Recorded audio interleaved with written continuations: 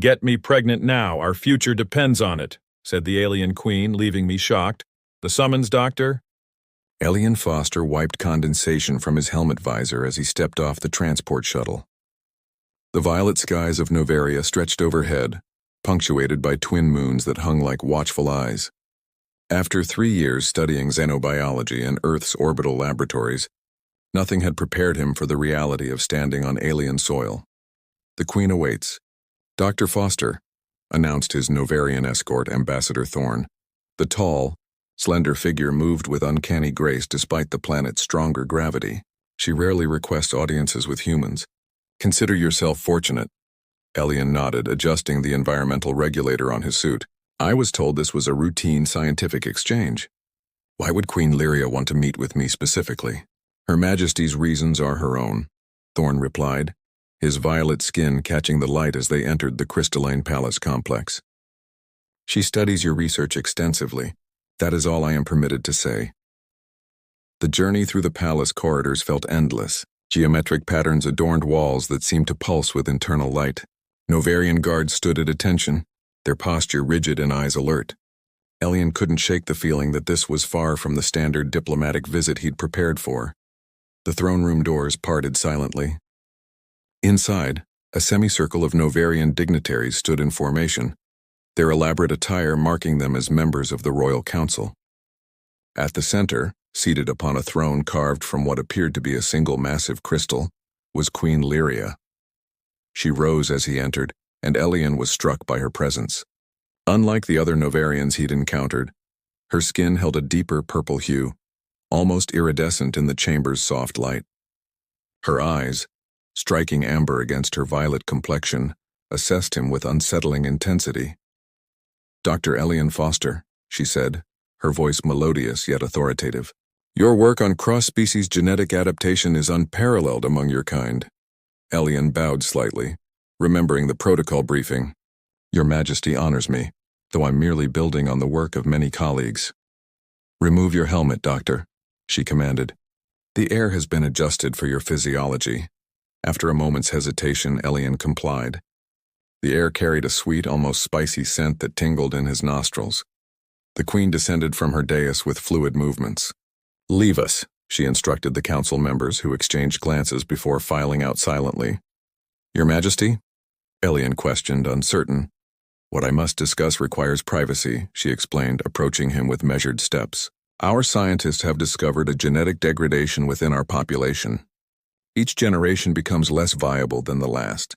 Within 3 generations, the Novarian people will be extinct." Elian frowned. "I'm sorry to hear that, but I don't understand why you've called me here.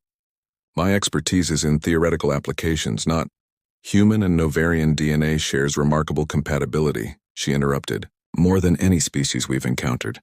Our research indicates that hybridization could introduce enough genetic diversity to save our people." "Hybridization?" Elian repeated, a creeping realization dawning on him. Queen Lyria stood directly before him now, close enough that he could see the subtle patterns across her skin. Her gaze never wavered as she spoke the words that would alter the course of his life. "I require you to father my child. Dr. Foster, get me pregnant now, our future depends on it." Elian's breath caught in his throat. The throne room suddenly felt too small, too warm. "Your Majesty, This is not a request born of personal desire," she clarified, her expression remaining regal and composed. "This is the survival of my species. You were selected for your genetic profile in your research. The fate of Noveria rests on your answer."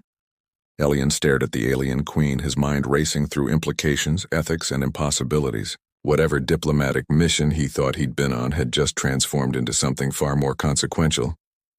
"I need time to consider," he finally managed. "Time is precisely what my people lack," Queen Lyria replied, the first hint of vulnerability crossing her features.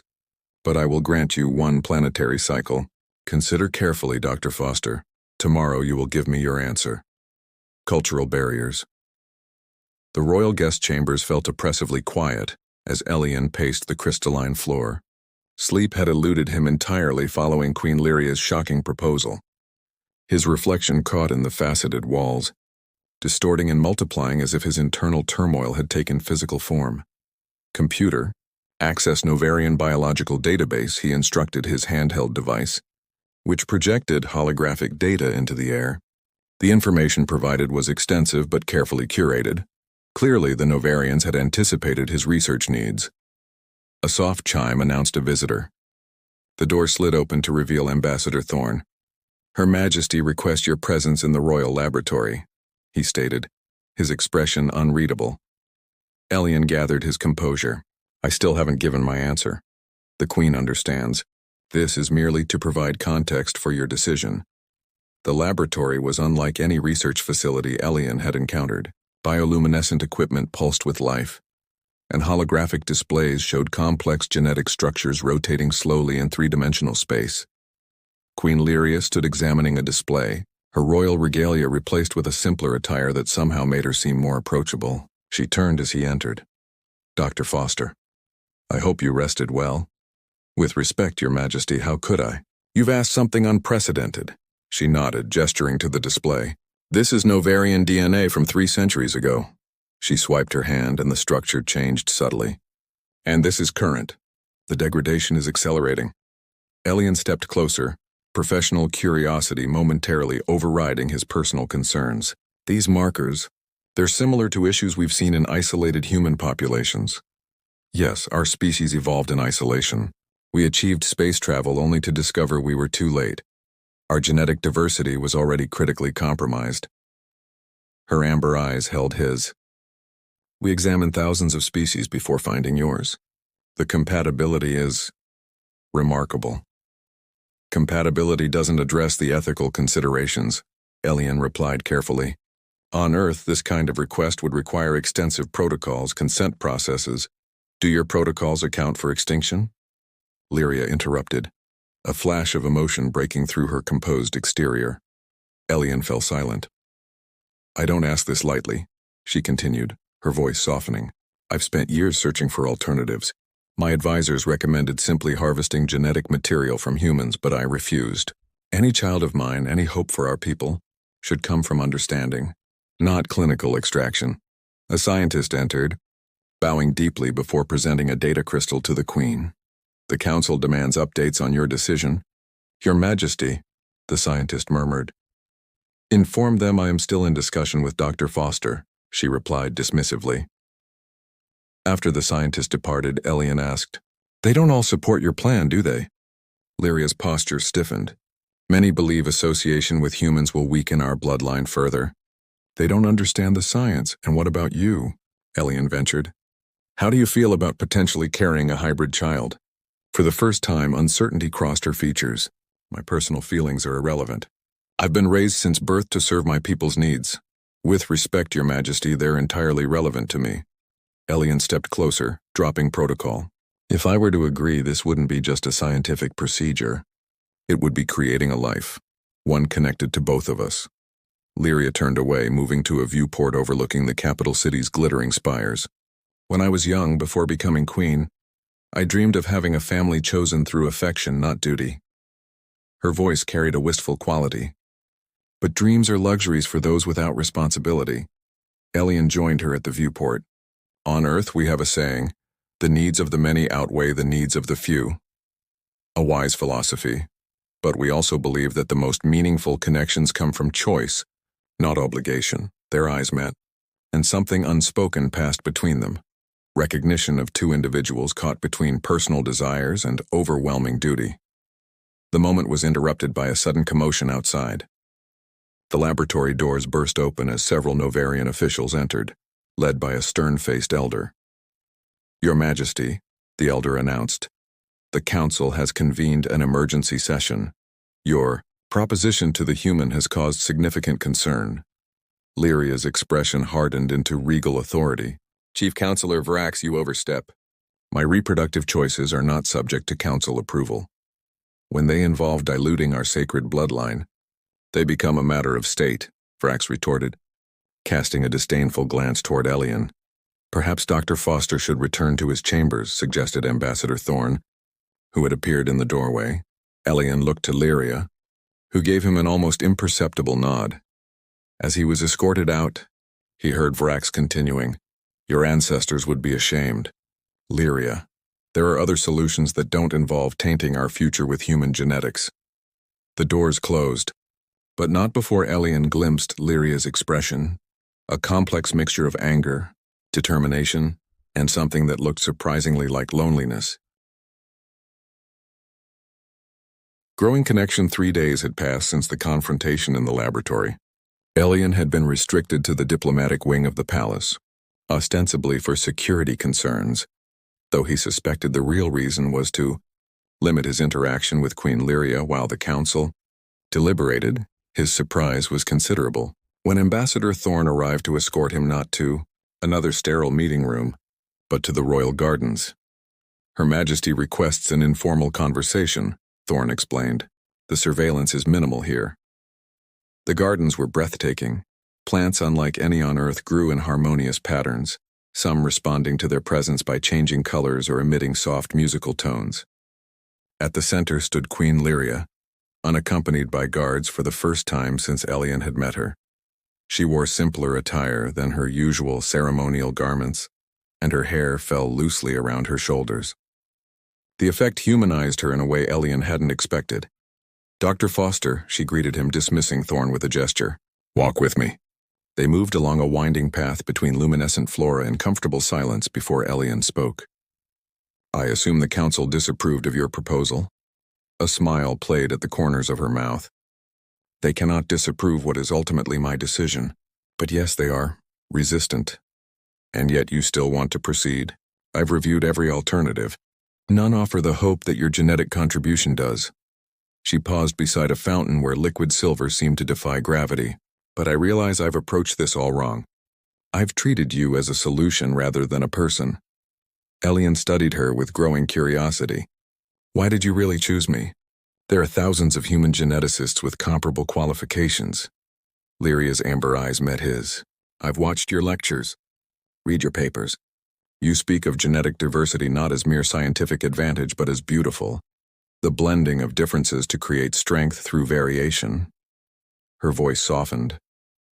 "In a way, you reminded me of my father. He saw beauty in difference when others feared it." "Tell me about him," Elian requested, sensing a personal connection forming. As they continued walking, Lyria shared stories of her childhood, of a king who had tried to open Noveria to the galaxy before illness took him too soon. In turn, Elian spoke of his own journey, his fascination with life in all its forms, his belief that boundaries between species were more permeable than most imagined. Hours passed unnoticed. They discussed music, philosophy, the strange parallels between their world's mythologies. Lyria laughed openly when Elian attempted to pronounce a complex Novarian poem, and he found himself captivated by the transformation from untouchable sovereign to a woman with dreams and vulnerabilities. "My advisors would be horrified at how much I've revealed," she admitted as twilight approached, casting the garden in mysterious shadows. "Queens aren't supposed to have doubts." "Maybe that's exactly what makes a good queen," Elian suggested. Recognizing the weight of uncertainty, but carrying it anyway. Their hands brushed accidentally as they reached for a fruit that had fallen from a nearby tree. Neither pulled away immediately.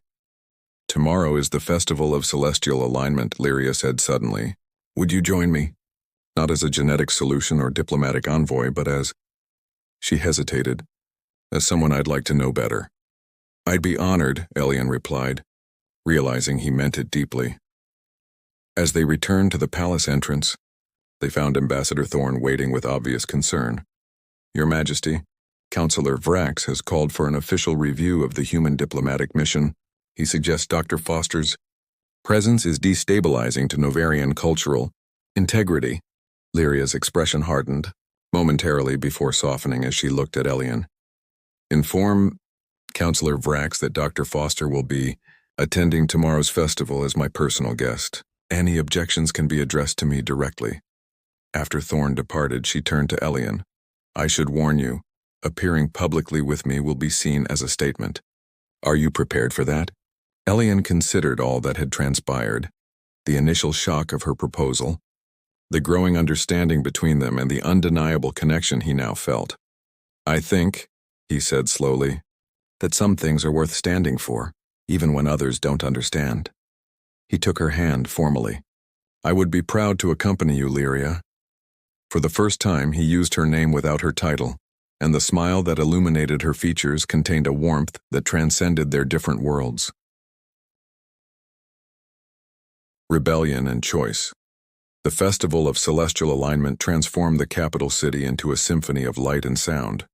Crystalline structures amplified the rare, astronomical event occurring overhead, the 3 moons of Noveria aligning with their sun to create prismatic cascades across the sky. Elian stood beside Lyria on the royal observation platform, acutely aware of the murmurs rippling through the gathered nobility. The queen had chosen traditional festival attire, but with subtle earth-inspired elements woven into the fabric, a deliberate statement that wasn't lost on anyone present. They're watching us closely, Elian whispered as they participated in the ritual lighting of celestial lanterns. Let them, Lyria replied, her fingers brushing his as she passed him a lantern. My people need to see that difference can be beautiful. As their lanterns joined hundreds of others ascending into the night sky, Councillor Vrax approached with a contingent of supporters. Your Majesty, he announced loudly enough for those nearby to hear, the ancient observance requires your blessing at the Temple of Ancestors. Alone, he added pointedly. Lyria's expression remained serene. The ancient observance also speaks of welcoming cosmic harmony in all its forms. Does it not, Counselor? Dr. Foster will accompany me. Vrax's face darkened. This is unprecedented. The sacred chambers are under my protection as queen, Lyria interrupted. Or do you question my authority to interpret our traditions? The challenge hung in the air. Around them, festival celebrations continued, but a circle of tense silence had formed among the nobles. Finally, Vrax bowed stiffly. As your Majesty wishes, but the council will need to convene regarding these innovations. After he departed, Thorn approached urgently. Your Majesty, our intelligence suggests Vrax is mobilizing conservative factions. There's talk of invoking the right of sovereign fitness, a constitutional challenge to your rule. Elian felt Lyria's fingers tighten around his momentarily before she released his hand. Then we shall give them no further provocation tonight, she decided. Elian, perhaps it would be better if— No, he interrupted, surprising both Lyria and himself with his firmness. If I step back now, it only validates their fear of difference. We face this together. Something shifted in Lyria's eyes, respect mingled with something deeper. She nodded once, then took his arm formally as they proceeded toward the ancient temple. The sacred chamber was a marvel of architecture, a dome that seemed to capture and amplify starlight, creating 3-dimensional constellations that moved and shifted around them. It's magnificent, Elian breathed. This is where Novarian rulers have communed with our history for 10,000 years, Lyria explained, leading him to the center of the chamber. Place your hands here beside mine. They stood at a crystalline pedestal that hummed with energy. As their palms touched the surface, the star patterns around them intensified, swirling into new configurations. What's happening? Elian asked. The temple responds to genetic signatures, Lyria explained, wonder in her voice. It's mapping our compatibility, creating a visualization of possibilities. Above them, light coalesced into a double helix pattern that slowly transformed, human and Novarian genetic markers intertwining into something new, vibrant and stable. It's beautiful, Elian whispered. And viable, Lyria added, tears forming in her eyes. The temple confirms what our scientists theorized: our genetic patterns can create new life together. Healthy life. The moment of revelation was shattered by commotion at the temple entrance. Councillor Vrax led a group of officials inside, their expressions ranging from shock to disgust as they witnessed the genetic display overhead. Sacrilege, Vrax declared. The Queen corrupts our most sacred site with human contamination. Look at the pattern, Councillor, Lyria commanded, her voice ringing with authority. The temple itself shows the path to our salvation. Through dilution of our sacred lineage, another councillor questioned. Through evolution, Elian intervened, stepping forward. Life throughout the universe follows the same principle: adapt or perish.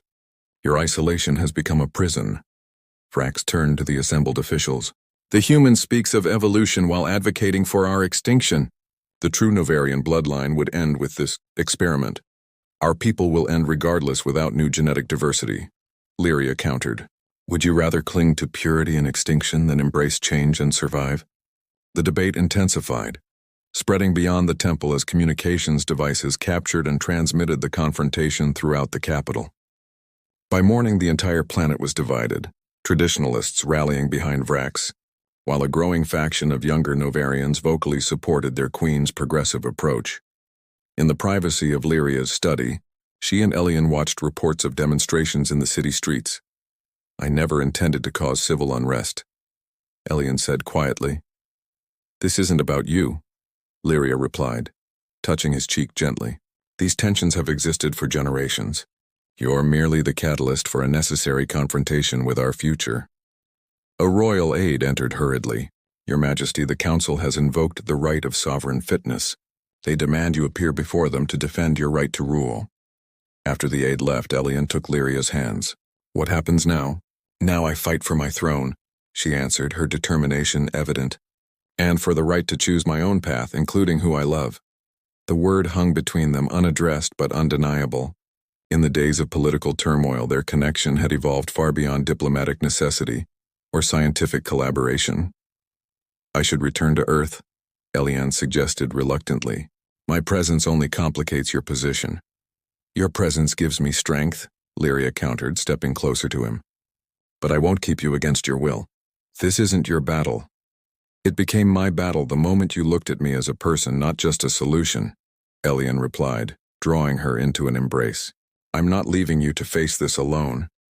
In the violet light of dusk filtering through the windows, their lips met for the first time, tentative at first, then with growing certainty.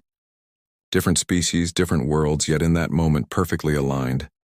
"Tomorrow I face the Council," Lyria whispered against his lips. "Tonight I want to be simply a woman with the man she has chosen." As night fell over the embattled capital, they discovered that despite their biological differences, their bodies found harmony as naturally as their minds had, different yet complementary, strange yet familiar. In the intimate darkness, the fate of worlds seemed both impossibly distant and inextricably linked to their union. New beginnings. The great council chamber echoed with raised voices. For 3 days, the constitutional challenge to Queen Lyria's rule had escalated from procedural arguments to fundamental questions about Novaria's future. Elian watched from a designated diplomatic observation area, maintaining the composed exterior expected of an Earth representative while his heart raced with concern for Lyria. She stood unwavering before her accusers, her royal attire deliberately incorporating both traditional elements and subtle terrestrial influences, a visual representation of the unity she advocated. "The ancient laws are clear," Vrax proclaimed, addressing the gathered council members and planetary representatives. "A sovereign who acts against the preservation of Novarian purity forfeits the right to rule. The ancient laws also charge the monarch with ensuring Novarian survival," Lyria countered. "Which takes precedence, Counselor? Preservation of tradition or preservation of our people?" The debate had drawn massive public attention. Outside the palace, crowds gathered, divided between traditionalists and a growing movement of younger Novarians who supported their queen's vision. Ambassador Thorne approached Elian discreetly. "The Earth delegation has received an urgent communication. Your superiors are concerned about your personal involvement in Novarian politics." Elian nodded grimly. "I expected as much." "They're ordering your immediate return to Earth," Thorne continued. "They fear being drawn into an alien succession crisis." Before Elian could respond, a commotion near the chamber entrance drew everyone's attention. Dr. Neela, Novaria's chief geneticist, rushed in with several assistants carrying data crystals. "Your Majesty." "Counselors, we've completed the comprehensive simulations," she announced, her voice cutting through the chamber's tension. Lyria straightened. "Proceed, Doctor." Holographic displays activated, showing genetic projections that everyone present could understand. The accelerating degradation of Novarian DNA contrasted with stabilization scenarios. "Our extinction timeline has shortened," Dr. Neela explained gravely. "Without intervention, genetic collapse will begin within 2 generations, not 3 as previously estimated." Murmurs rippled through the chamber. "And the human hybridization proposal?" Lyria prompted. Dr. Neela projected new simulations. "All evidence confirms it would not only halt the degradation, but reverse it. The hybrid genetics would strengthen our people while preserving 87% of our biological uniqueness. And what of our cultural heritage? Vrax demanded. Would we remain Novarian in any meaningful sense? Culture is not encoded in DNA, Counselor, Lyria replied. It lives in our choices, our values, our shared stories. Those remain ours to preserve regardless of genetic adaptation. An elder counselor who had remained silent throughout the proceedings finally rose. I have witnessed 97 solar cycles, she announced, her voice surprisingly strong. I have seen our numbers dwindle, our children grow weaker. We cling to purity while facing extinction. She turned to Vrax. Is that truly the legacy you wish for our final generations? To die pure rather than live changed? The chamber fell silent. I move to end this challenge to Her Majesty's fitness, the elder counselor declared. And I further move to approve royal discretion in all matters of succession and genetic preservation. The vote that followed was narrow but decisive. Queen Lyria retained her throne and with it, the authority to pursue the course she believed would save her people. As the chamber emptied, Lyria approached Elian, protocol momentarily set aside. I've been summoned back to Earth, he told her quietly. Pain flashed across her features before royal composure reasserted itself. I understand. You have your own world, your own responsibilities. Come with me, he suggested impulsively, not permanently but as a diplomatic exchange. Let Earth see the face of Novaria as your people have seen mine. Hope sparked in her amber eyes. A true exchange between worlds? Not just genetic material but knowledge, culture. And us, Elian added, taking her hands publicly. Whatever happens between our planets, what's happened between us is real. I don't want to lose that. Ambassador Thorne cleared his throat nearby. If I may, Your Majesty, Dr. Foster, a royal diplomatic tour to Earth could be arranged quite expeditiously. It would, in fact, strengthen our position considerably in ongoing negotiations. Lyria's smile was radiant. It seems the universe conspires to keep us together, Dr. Foster. Elian, he corrected gently. Just Elian to you. 6 months later, beneath the cherry blossoms of Earth's international diplomatic gardens, Lyria stood in the spring sunlight, her violet skin contrasting beautifully with the pink petals swirling around them. The small gathering included representatives from both worlds, the beginning of a deeper alliance forged through their connection. The physicians confirm it, she whispered to Elian, her hands resting protectively over her abdomen. Our child grows strong, the first of a new generation that belongs to both worlds. Elian placed his hands over hers, still amazed by the miracle they had created together, not just a diplomatic solution or a genetic necessity anymore. No, Lyria agreed, leaning into his embrace.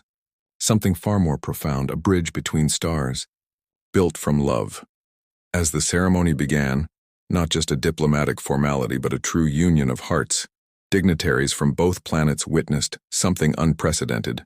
Two worlds joining through the bond of their representatives, not through conquest or necessity alone but through chosen love. Are you ready? Elian asked, offering his arm. Queen Lyria of Novaria, soon to share her life officially with a man from Earth, looked up at the blue sky so different from her violet one, then back to the eyes of the man she had chosen. For a new beginning? Always. The path ahead held challenges, cultural adaptations, political resistance, the unknown future of their child. But as they stood together beneath blossoms from one world and starlight from another, the impossible distance between their origins seemed less important than the journey they now shared. 2 worlds, 2 hearts, 1 future. A covenant written not in diplomatic treaties but in stardust and shared dreams.